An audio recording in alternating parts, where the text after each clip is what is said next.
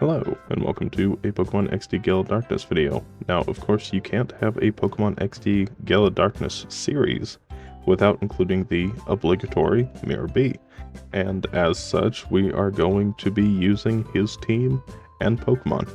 Now, there are a few ways of going about this. There is the very literal take his team's levels, moves, and Pokemon and abilities, and use those. However, there is one big issue with that, and that's that he only has 2 teams throughout the game that are static, meaning that all of his other teams throughout the game can have Pokemon switch in and out, making it very hard to actually decide what is the definitive Miror B team.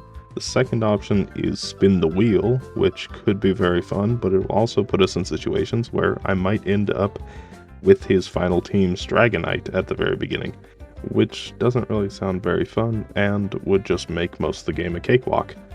So I decided to go with the third option, that is a mishmash of all the Pokemon he gets, with certain limiting factors on when I get them. So I'll be starting with his original team in the first fight. Excluding the Voltorb leaves us with 3 Lombre, 2 with Rain Dance, Mega Drain, Water Gun, and Astonish, and 1 with Thief instead of Rain Dance. And because they all share the Swift Swim ability, they will all be able to double their speed in the rain.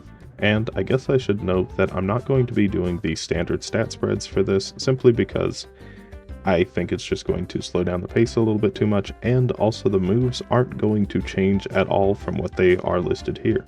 Also, I guess I should also say that I am allowing Shadow Pokemon as long as they are able to be captured from Miror B. Otherwise, you could technically argue that I could have any Shadow Pokemon in the game, because Miror B acts as a way to get all the Shadow Pokemon that you missed. So, no, I'm not able to just get any Shadow Pokemon, and any Shadow Pokemon I can't immediately get, I will just take from Miror B.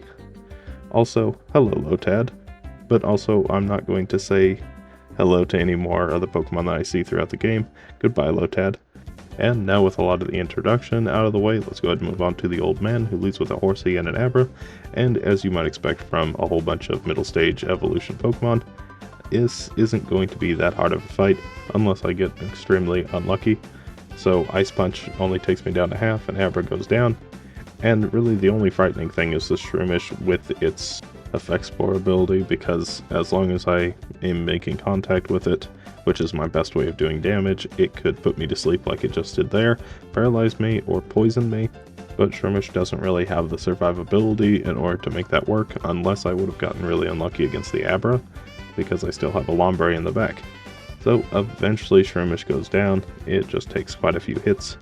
Now this is a little bit worrying, just because I don't do a ton of damage, but we'll worry about that later. Anyway, we move on to the Power Rangers, and I decide to fight Red, and that's because I do super effective damage against both of his Pokemon, and Shadow Blitz is doing quite a bit, but I'm able to survive at least another hit, and I only need one more hit to take it down. And while Slugma can be an issue by burning me or poisoning me, I'm not really using physical attacks, so I'm not worried about the burn, and it can't survive long enough to really make the poison worth it. So after just a couple of hits, Red goes down, and I move on to the boss battle against Lovrina. She leads with a Love Disc and a Beautifly, and the first thing I need to do is get rid of the Beautifly and set up Rain Dance. That way I can outspeed every Pokemon on our team except for the Love Disc, because it also has the Swift Swim ability. So I'm able to get off the Rain Dance, and Beautifly does quite a bit of damage with Gust. I go for another Water Gun, now powered up by the rain, doing quite a bit more damage. But unfortunately a crit is able to take down my first Lombre, but luckily it was the weaker of the two, and the weaker of the 2 Rain Setters as well. So I'm able to bring in the stronger one, and now I'm well set up to get through the end of this battle. So Beautifly goes down, out comes Roselia. Now, Astonish really doesn't do that much damage, but it is my best way of dealing with Roselia, so Thief getting a crit is good, and another Astonish flinches. Perfect. Go for another Thief and Astonish, which should finish it off. And it does. So she sends out her final Pokemon, which is a Shadow Delcatty.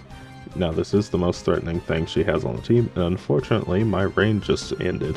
So I do want to set that right back up again. Mega Drain, really not doing that much damage. Rain Dance goes up, And because the top Lombre is under half health, I decide to use Mega Drain into the Love Disc, that way it can heal. And luckily it gets a crit, taking it out and getting the KO. Now all that's left is the Delcatty, which hits me with a Shadow Rush, which I survive. And Mega Drain takes it down to red. And then one more should do it. Shadow Rush does finish off that Lombre though, before finishing it off with one last Mega Drain. And we beat Loverina pretty easily. So we move on to the Oasis Wild area, where we can catch one Pokemon that Miror B uses on one of his teams. So I set up some Pokesnacks. And of course, you can't have a Pokemon XD Gale of Darkness video without the obligatory Miror B. And I'm finally going to accept his proposal. Unfortunately, my heart's just not in it, he says. And, you know, it really hurts because I've really devoted myself to him. But maybe next time I meet him, he'll think differently. Anyway, we move on to the battle. He leads with 2 Lombre, and because one of them sets up Rainy Day by itself, I just get to Mega Drain all of his Pokemon for a while. I did start with Astonish and Thief, and that's just because I forgot that they're neutral to Grass, and once I saw his Lombre using Mega Drain, I made the switch as well. So, Mega Drain is doing quite a bit of damage to his Pokemon, about a quarter each time. They are healing up a bit from it though.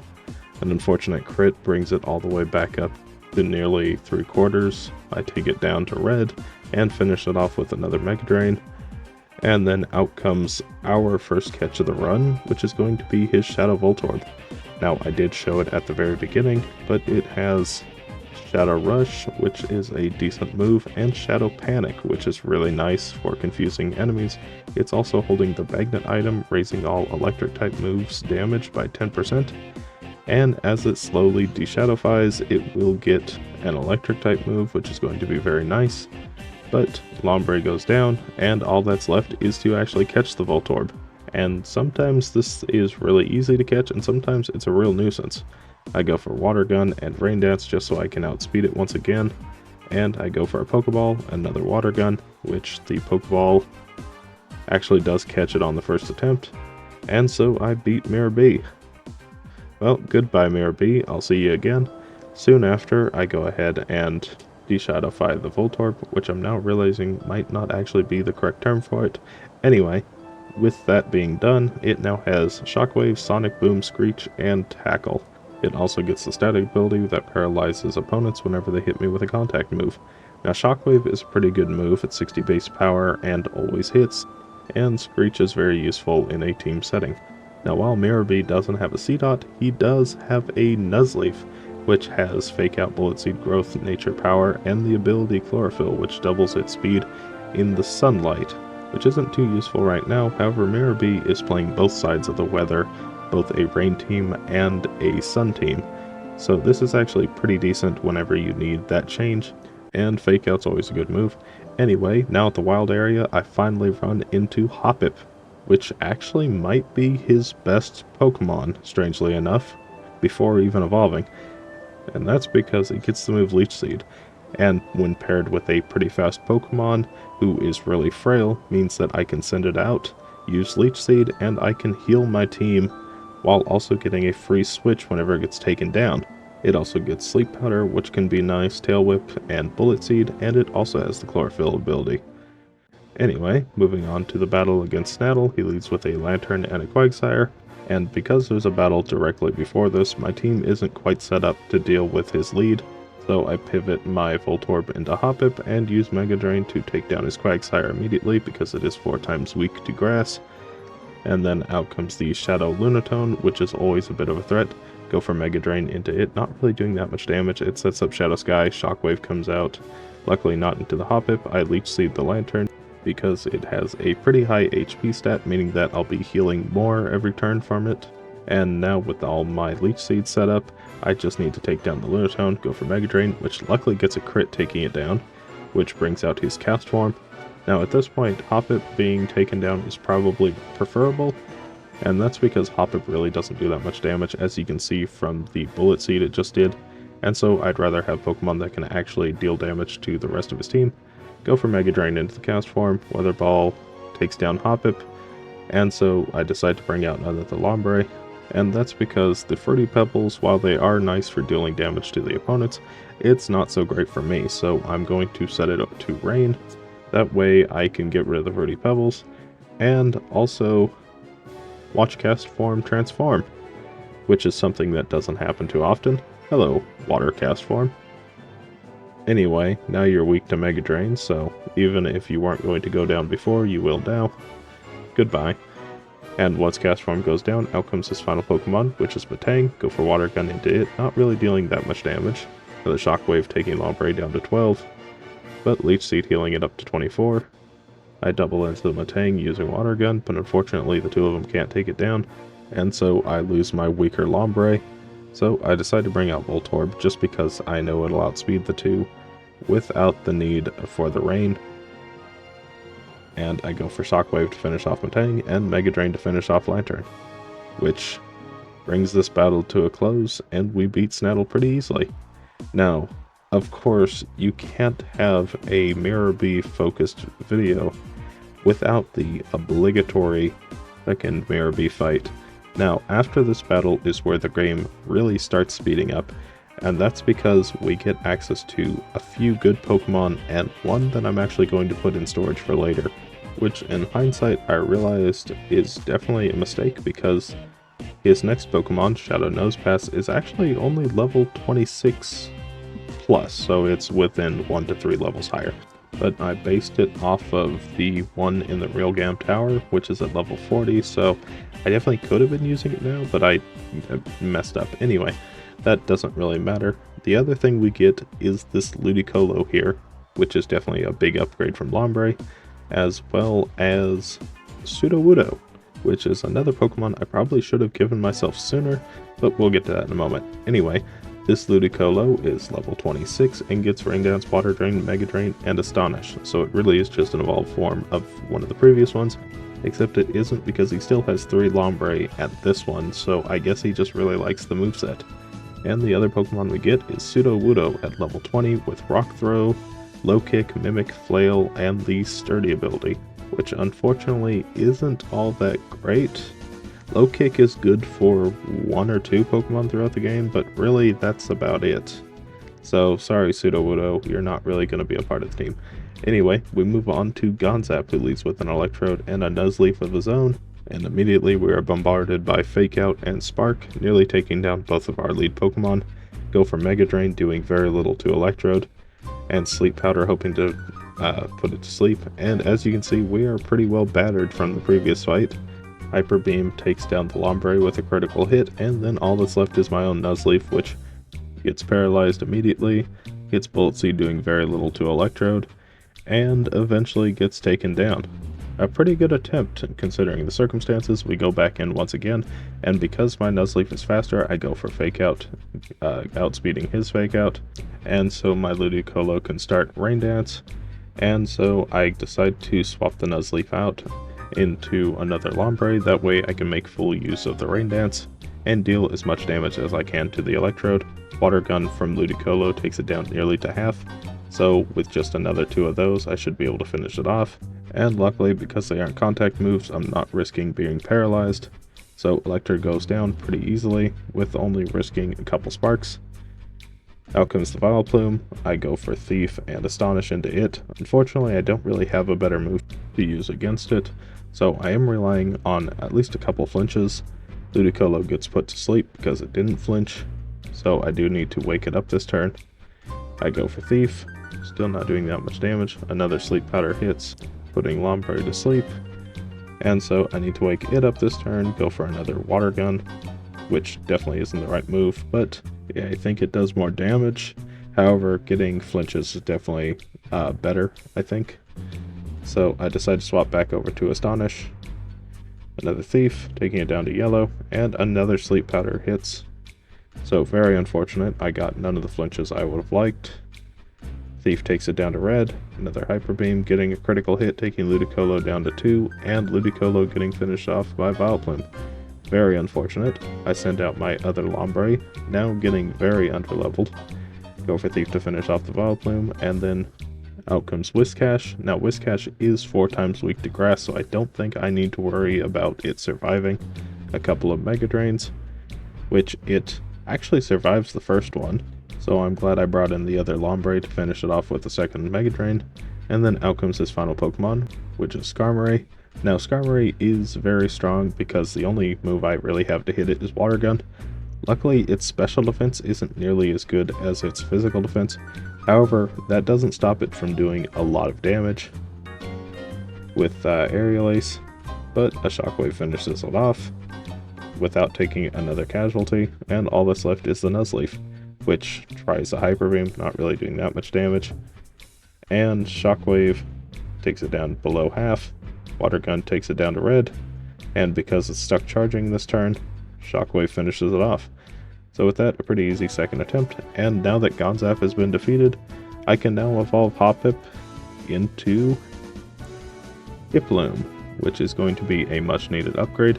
Unfortunately, it does lose its ability to Leech Seed, which is very unfortunate, but it does get Giga Drain, Aerial Ace, Mimic, and Tackle, which Aerial Ace is a really nice move, and Giga Drain is really strong. Unfortunately, it does lack some PP, but I think it's alright.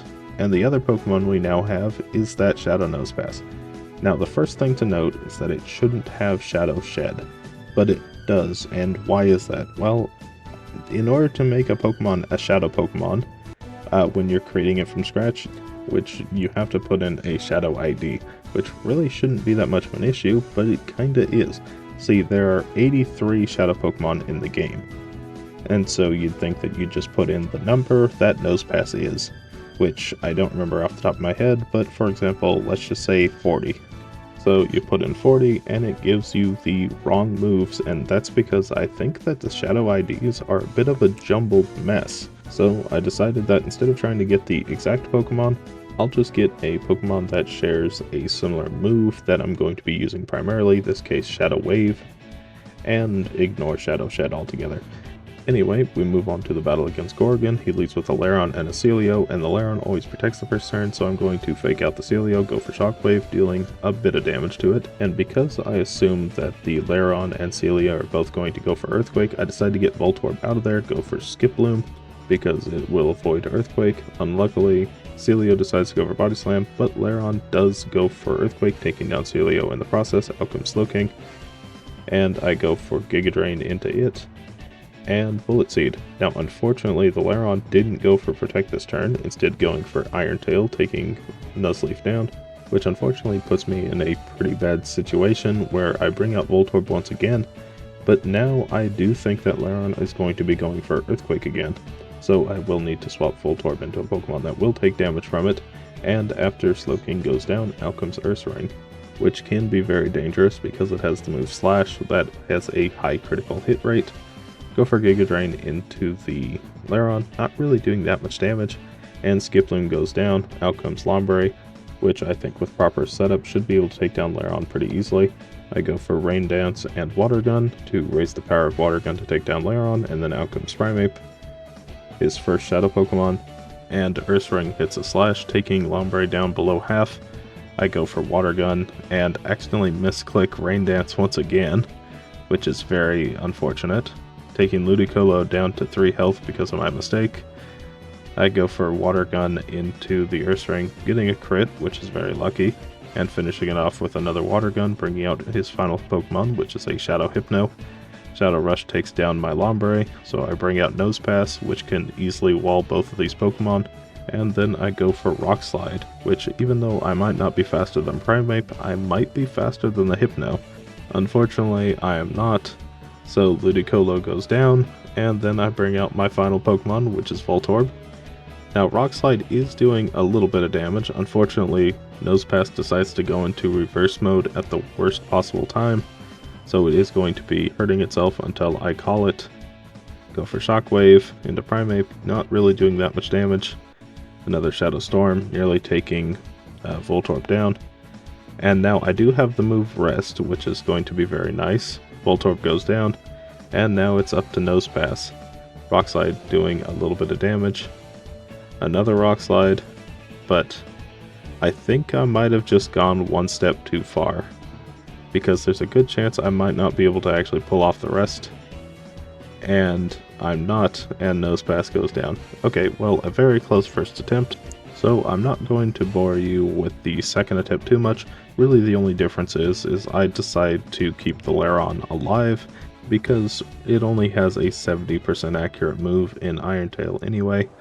So eventually I get through it, and I de-shadowfy my Nosepass, now giving it the moves Thunder Wave, Earthquake, Rock Slide, and Rest. And while Magnet Pull is a very good ability competitively, unfortunately no trainer actually swaps out Pokemon willingly, so it's not that great of an ability here. But it does get Rock Slide, which is really nice. Anyway, as for how we're doing, unfortunately it's not all that fast, and I think that's partially due to having 6 Pokemon, and also partially due to most of them being grass types.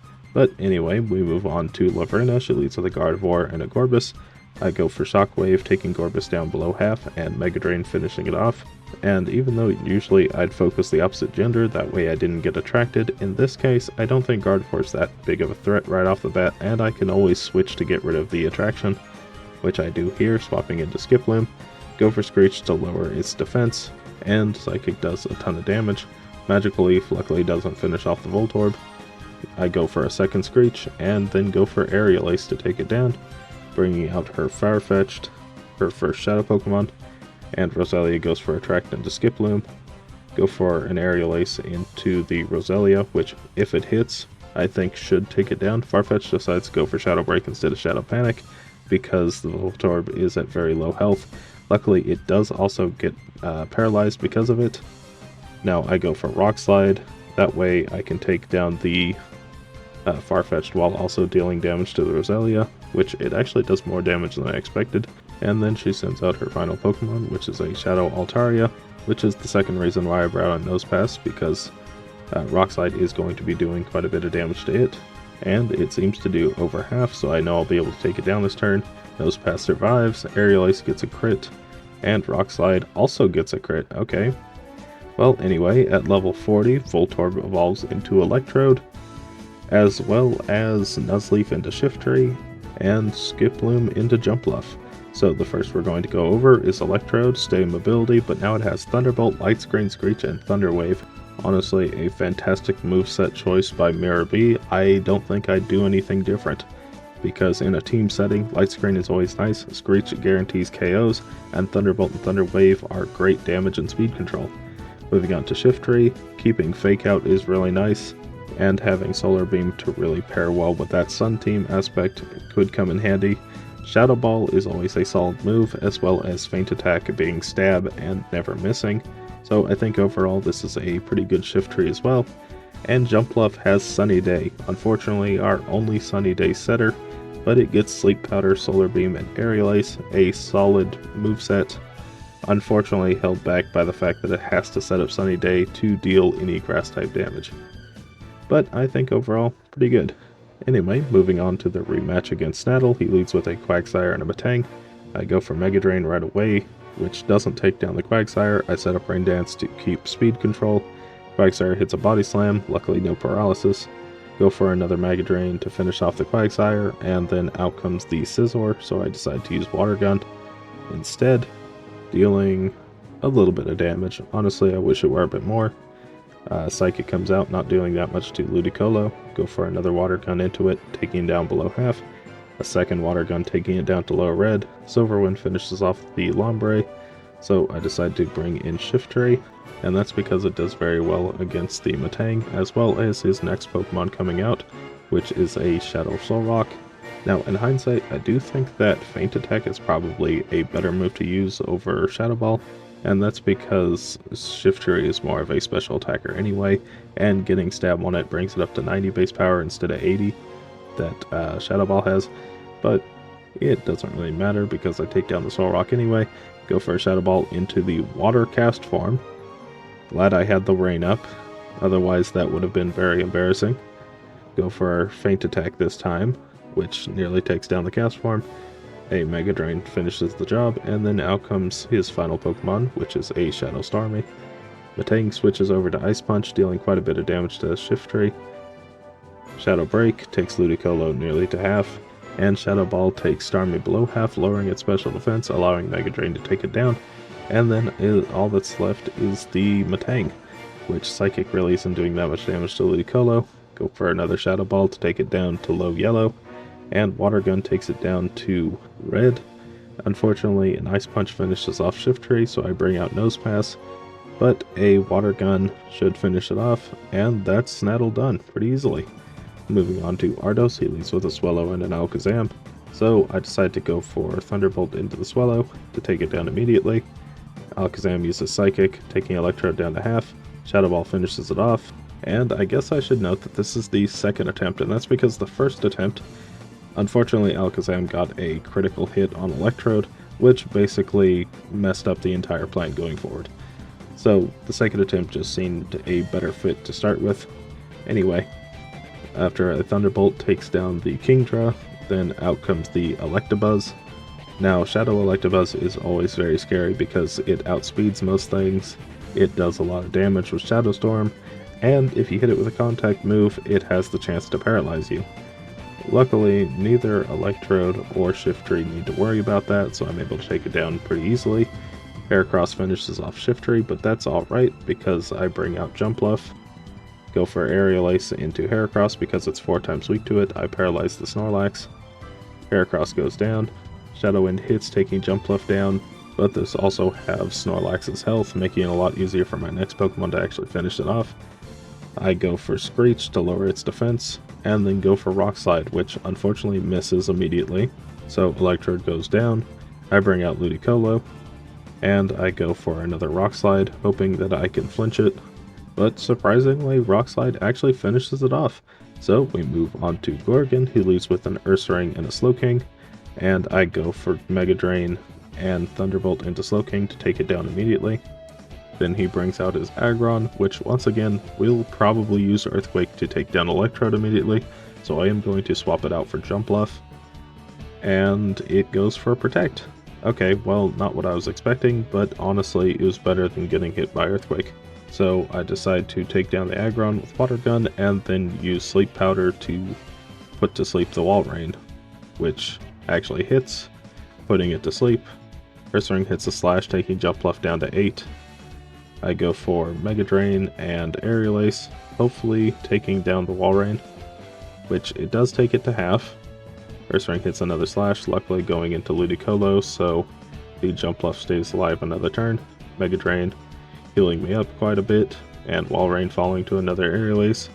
Then out comes Poliwrath. Now I really do want Jumpluff alive, but unfortunately it goes down to another Slash, so I bring out the Electrode once again, and that's because it really is just my highest damage dealer. So I go for Thunderbolt, taking Ursaring down pretty low. Poliwrath isn't a threat on the first turn because it just goes for Shadow Sky, which Ludicolo survives. And then I go for another Thunderbolt, which nearly takes down Poliwrath, and Mega Drain finishes it off, bringing out his final Pokemon, which is a Shadow Mr. Mime, which Mr. Mime is deceptively tanky as well as very strong, so it could be a bit of a threat if it weren't for the fact that Ursaring decided to use Earthquake that turn, making what could have been a very strong Pokemon very easy, because I just go for Fake Out to finish off the Ursaring, and Thunderbolt finishes off Mr. Mime. So Gorgon defeated, we move on to Eldis, who leads with a Ninjask and a Manectric. On the first turn, I really need to get rid of the Manectric, so I go for Thunderbolt into it, not really doing that much damage, but it might be enough for Shadow Ball to finish the job. It's not, and so Fruity Pebbles get put up. Now because Shiftry is likely to get targeted by Ninjask, I'm going to swap out to Ludicolo, which it still would do super effective damage against, but it's not nearly as much. Instead it decides to go for Dig. So it's specifically going against the Electrode, which is, I think, better because then it's not possibly getting Omni Boost from Silverwind. Anyway, Ninjask actually gets paralyzed, and I use Thunder Wave to paralyze Salamence. Now, unfortunately, it does get a crit, taking down Ludicolo in a single hit, and Ludicolo was unable to set up the rain, so I'm going to pivot hard into going for Sun. So I go for Thunderbolt, which only does about a quarter Salamence, and I'm able to get off Sunlight before Jumpluff goes down. And the main reason for that is because most of his team is really weak to Grass, so I go for Fake Out into Ninjask, preventing it from using Silverwind to take down Shiftry. Now, in hindsight, I definitely messed up here because I have the sunlight up. Shiftry is actually faster, so had Salamence actually gone down to Feint Attack, I would have just wasted a Thunderbolt going into Flygon, which is part ground. But it doesn't really matter because Solar Beam doesn't take it down. Okay, well, Flygon just goes for Double Edge, which I'm surprised it didn't go for Flamethrower or Dragon Breath. But that's alright, go for another Solar Beam to finish it off, and then out comes the Marowak. And unfortunately, there's not much that Electrode can actually do, but it is most useful on the field right now because I don't want to try to switch it in later. And unfortunately, I am in a bit of a tough situation because even though I'd like to use Solar Beam, Sunny Day has ended, so it's better to just use Feint Attack. In hindsight, I definitely should have just gone for Solar Beam again anyway, because Marowak ends up getting the KO on Electrode in 2 turns, which I probably could have taken it down with Shiftry, but there's always that chance that Marowak hadn't missed his first move and would have taken down Shiftry anyway. All that to say, Marowak goes down, and then out comes his final Pokemon, which is a Shadow Lapras. Now, Shadow Lapras is always very threatening because its Shadow Storms do a lot of damage, and it always likes to set up Shadow Sky. But it almost always sets up Shadow Sky on the first turn unless it sees a KO, so it's not that threatening right off the bat. With Ninjas going down to Rock Slide, I can focus my full attention on Lapras, who avoids the first Rock Slide, unfortunately. Nosepass gets taken down to 20. But I do think another Shadow Ball should just finish the job, but it doesn't, so Nosepass's Earthquake will do the trick, and we beat Eldis. Moving on to the battle against the big box legendary, Shadowlugia. I go for Thunderbolt, doing about a third. Shadow Blast hits, doing a lot to Shiftry. Feint Attack does quite a bit to it as well, and a Thunderbolt finishes it off. So now moving on to Greavil. He leads with a Rhydon and a Moltres. And even though my team is mostly fine, Shiftry is definitely not the Pokemon I want out first. I decide to go for Light Screen right away to lower the amount of damage that I'm going to be taking from the legendary birds. Luckily, Rhydon misses his first Shadow End. I go for Thunderbolt, but unfortunately this Rhydon has Lightning Rod, which it has a 1 in 3 chance of having, so that's a bit unfortunate. I bring out Lombre, but unfortunately my Electrode is still in, and it can't really do anything. And Lombre is actually still slower than Electrode, even in the rain, so I waste another turn. Shadow Fire finishes off Electrode, so now I have to bring out another Pokemon. I decide Jumpluff. Rain is coming down though. Go for Aerial Ace and Water Gun. Hopefully this will do quite a bit to Moltres, and it really isn't. Aerial Ace really also doesn't do that much to Executor either. But at this point I just need to continue whittling them down. But Executor is just too strong to break through, and takes down Jumpluff. So I bring out Shiftry. Light Screen goes away. I go for Fake Out into Executor, which takes it down. And then that brings out Tauros, which lowers my attack. And I go for Thief, doing very little damage. Shadow Flame takes down Shiftry. Nosepass comes out. And unfortunately at this point, there's definitely no way I'm going to make it much further than this. Shadow Rush finishes off Lombre. And Nosepass goes down to a single Shadow Fire. Okay, well, now going in for the second attempt. This time I've decided to lead Shiftry and Ludicolo. I go for Fake Out on the first turn and Mega Drain the Rhydon to get it out of the way, but unfortunately it still survives on a Sliver, which I guess if I'd used the rare candies, it probably would have fixed that issue. I send out Jumpluff once again. Now because Moltres is such a strong Pokemon, I decide to use Sleep Powder to get rid of it for a while, and I go for Shadow Ball to finish off the Rhydon. Out comes Executor, which I think is probably the best Pokemon to keep alive, because I really need to get rid of this Moltres.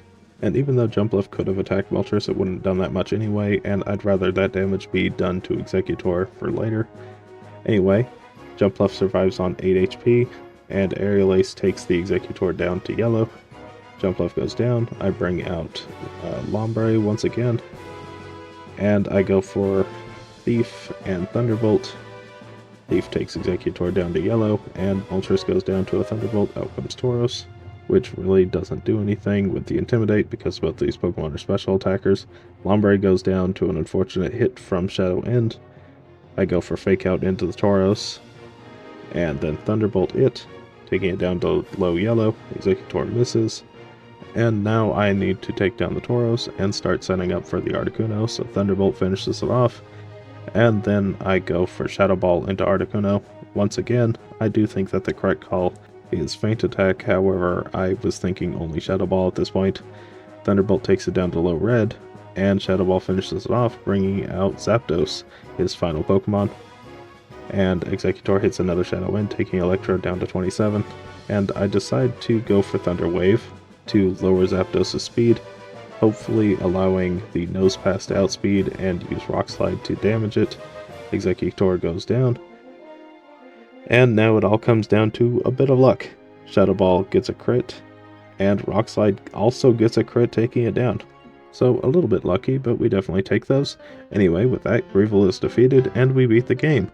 So how well did Miror B's team do? Well, actually, now that I think about it, did that really even feel like a Miror B team? Where was the music? Where was the dancing? Where were the Ludicolo? And that's where his final team comes in. Now having 5 Ludicolo, one with Rain Dance, Hydro Pump, Giga Drain, and Fake Out, another with Rain Dance, Hydro Pump, Giga Drain, and Counter, another one Rain Dance, Waterfall, Giga Drain, Brick Break, another one Rain Dance, Thunder Punch, Ice Punch, Fire Punch, another one Rain Dance, Hydro Pump, Giga Drain, Seismic Toss, and finally a Shadow Dragonite, just for good measure. Now, once again, the Shadow IDs are all over the place, so I decided to completely ignore the Shadow Dragonite and just go for its already purified form, just to make things simpler. But honestly, we don't really need it, because at level 57, these Ludicolo absolutely storm through Greevil's team, the culmination of Cipher's efforts, only to be destroyed by the man, the myth, the obligatory Miror B's team. Because obviously Miror B is the final boss to this game. Now in hindsight, just thinking about it, I probably should have fought Miror B with his best team. I didn't think to do that, and I'm already past it, so I won't go back and do it, but honestly, could have been a good idea. But anyway, what I've really learned from this is that Miror B is actually a master strategist, and I'm really starting to understand why he wouldn't accept me into his gang. And that's because I always looked at Ludicolo like an object. He's a Pokemon to me. But to Miror B, it may as well be the greatest line ever created. He doesn't think himself to be the greatest, but he knows that greatness comes from Ludicolo, and that's just it.